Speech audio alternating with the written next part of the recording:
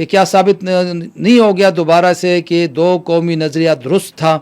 پاکستان کا قیام درست تھا؟ پہلے تو ذرا اس پہ بات کریں جی۔ بالکل، یہاں پر چونکہ بھارت میں بھی الیکشن کی آمد ہے، اور اس حوالے سے اگر بی جے پی کی بات کی جائے تو ان کی مقبولیت کا جو گراف تھا وہ دن بدن ختم ہوتا جا رہا ہے، اور اسی وجہ سے یہاں پر جو ان کے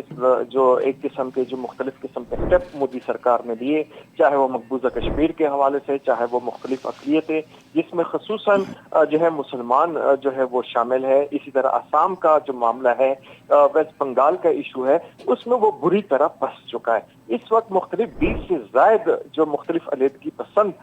جو یہاں پر قوت ہے وہ بھارت میں برسر پیکار ہے، اور اس کا ان کو اچھی طرح پتا ہے کہ اس وقت بھارت جو ہے وہ اندرونی خلفشات جس کو کہتے ہیں وہ اس کا شکار ہو چکا ہے۔ بظاہر وہ یہاں پر علاقے کا یا خطے کا وہ جو ہے یہاں پر تھانے دار بننے کی کوشش کر رہا ہے، لیکن یہ ان کی کوشش ناکام ہوگی۔ بات اگر کی جائے سینتاس معاہدے کے حوالے سے اور سینتاس کے بعد کی جو اثرات ہیں، تو یہ اثرات اس حوالے سے جو یہاں پر ان کی اپنی فوج ہے، بڑی فوج ہے، ایئر فورس ہے، ان کے جو سابق جرنیل ہیں بھارتی، ان کا یہ کہنا ہے کہ پاکستان کے پاس جو ہے جو ایک فوج ہے اور اس کے ساتھ جو جدید اسلحہ ہے اس کا مقابلہ بھارتی فوج کا نہیں کر سکتی ہے۔ تو یہ تو پھر ثابت ہو گیا ہے کہ یہ اگر واقعہ ہوا بھی ہے تو یہ تو مکمل سیکیورٹی لیب سے، جب لیب سے تو بھارت کو تو خود اپنے آپ کا احتساب کرنا چاہیے پہلے۔ یہ بات جو ہے وہاں پر بھارت کی جو اس وقت اپوزیشن ہے اور کانگریس نے خصوصاً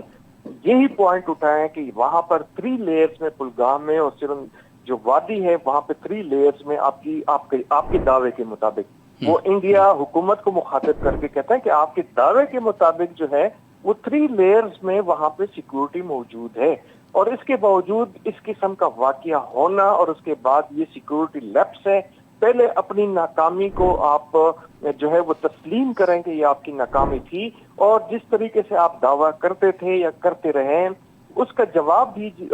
دیا جائے کہ پلگام واقعے کے دوران یا اس وقت جو تھے وہ کیا کیا سیکیورٹی میئرمنٹس کیے گئے تھے۔ دراصل بات یہ ہے کہ جب بھی کوئی یہاں پر جو ہے کسی بھی ملک کا سربراہ یا کسی خاص شخصیت کا بھارت میں یہاں پر دورہ ہوتا ہے تو اس حوالے سے اس طرح جو جعلی قسم کے مقابلے ہیں وہ کیے جاتے ہیں، لیکن افسوسناک جو بات یہ ہے کہ اس میں بھی انہیں کے لوگوں کو قتل کیا جاتا ہے، اس کی ذمہ دار بھی بھارتی حکومت ہی ہے۔